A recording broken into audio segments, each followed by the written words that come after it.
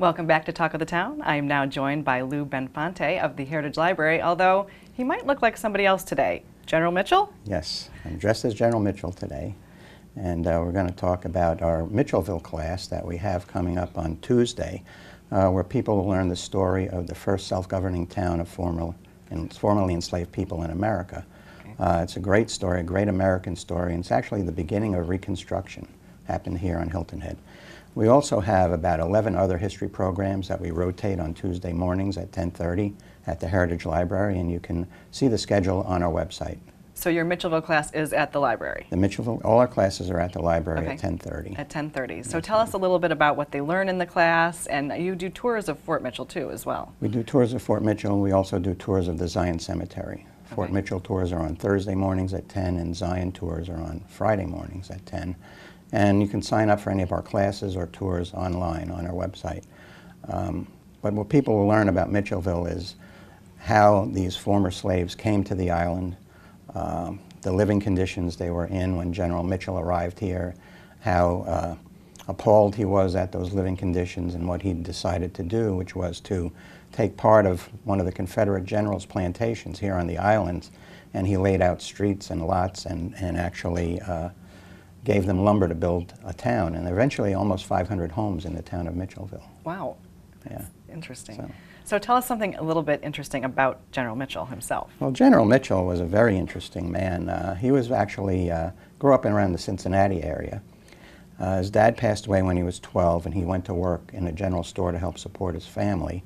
But when he was 15, he received an appointment to the U.S. Military Academy at West Point, and he walked from Cincinnati to West Point to begin his studies. Wow. After graduating, he became a professor at West Point, then moved back to Cincinnati, got interested in law and astronomy, visited Europe to look at the observatories there, returned to Cincinnati, and went on a speaking tour, and himself raised the money to build the Cincinnati Observatory, which is still operating today. At the time he built it, it had the second largest telescope in the world. Wow. And I mean, what an accomplished guy. Yeah.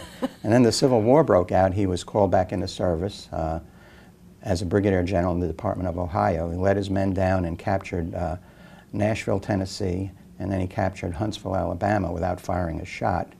And then he was called back to Washington, sent on a speaking tour, and returned to Washington only to be given the command of the Union Army base at the Department of the South down here on Hilton Head Island. So that's how he got here. That's how he got here, and that's when he saw the living conditions of these former slaves, who, by the way, were being employed by the Army, being paid $12 a month, but being charged $12 a month to live in conditions that were no longer larger than a huge open barn, 300, 400 people living together in this open barn, and he decided to do something about it.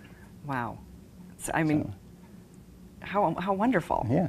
That is really fascinating. Unfortunately, he only was here 45 days before he died of yellow fever. Oh my gosh. But he did accomplish a number of good things while he was here.